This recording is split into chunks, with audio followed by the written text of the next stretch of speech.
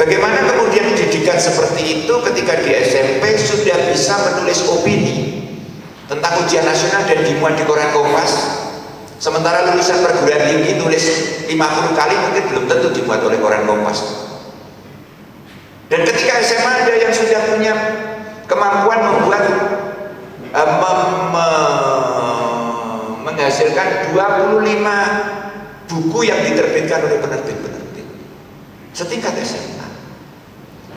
Saya kira ini harus menjadi kajian bagi kita kalau kita merasa bahwa kita belum mampu melakukan seperti mereka. Tapi kalau ada di antara kita yang hadir di sini merasa, oh kalau kayak begitu gampang, maka kepesertaan workshop Anda di sini tidak ada gunanya. Segera panjenengan meninggalkan tempat, gitu ya. Tapi kalau panjenengan merasa, loh ini hebat, ada yang perlu kita kaji. Mari kita selesaikan workshop ini sampai besok. Dan panjenengan kemudian membuat rekomendasi supaya bagi kepala sekolah formal itu bisa mendapatkan ruang yang lebih gitu ya, untuk berinovasi. Selama ini inovasi yang akhirnya dilakukan oleh kepala sekolah seringkali tidak bisa karena terjerat dengan terlalu banyaknya aturan gitu. Maka kita mesti juga melakukan satu terobosan. Kita akan melakukan upaya supaya alternatif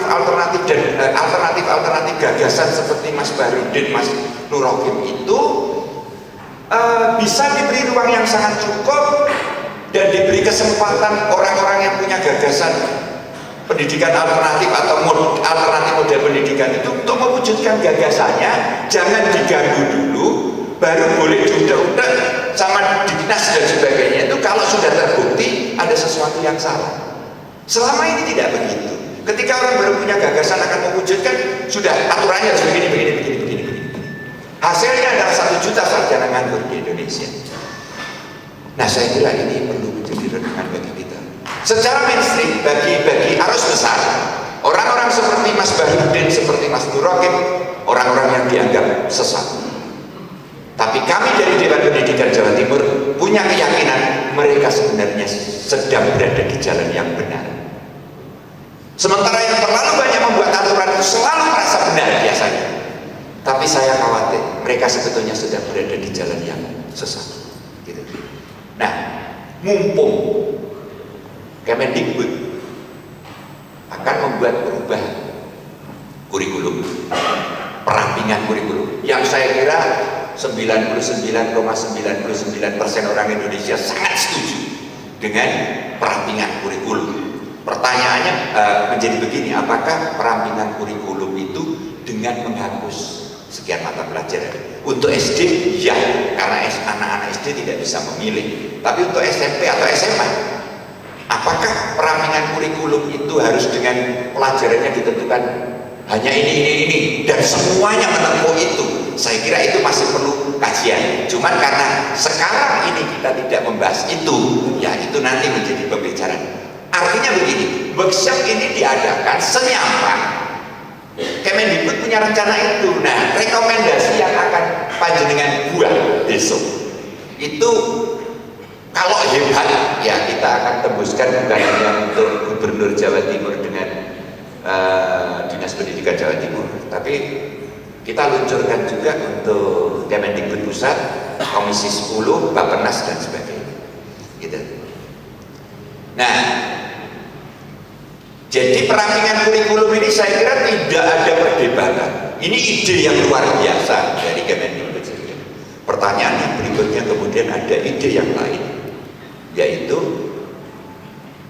jam sekolah akan ditambah dari 23 jam per minggu menjadi 30 jam per minggu.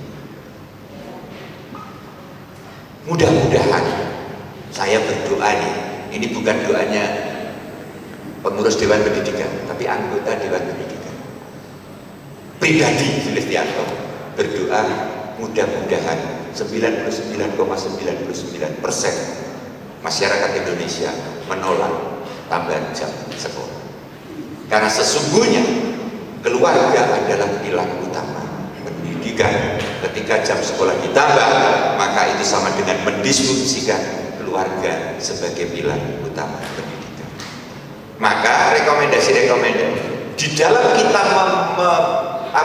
berusaha atau di dalam kita ingin mengambil pengertian-pengertian dari apa yang dilakukan oleh Mas Barudin dengan Mas Nur Rohim, barangkali salah satu hal yang bisa membuat kita lebih mantap itu ketika kita menyadari bahwa keluarga adalah pilar utama pendidikan dan rumah harus berfungsi kembali sebagai madrasah. Gitu. Sekarang ini rumah hanya berfungsi untuk tempat istirahat setelah sekian jam, hampir seharian penuh.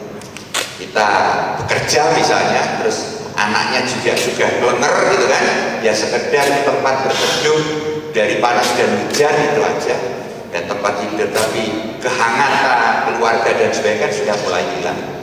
Katakanlah misalnya di ruang keluarga masing-masing juga punya kegiatan sendiri-sendiri, yang satu nonton TV, yang satu main laptop, yang satu main game dan sebagainya.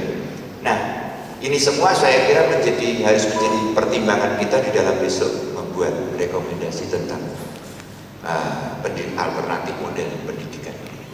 Jadi begitulah Bapak Ibu sekalian, saya kira kehadiran dari Mas Nur Rohim dengan Mas Barudin bisa kita manfaatkan sebesar mungkin.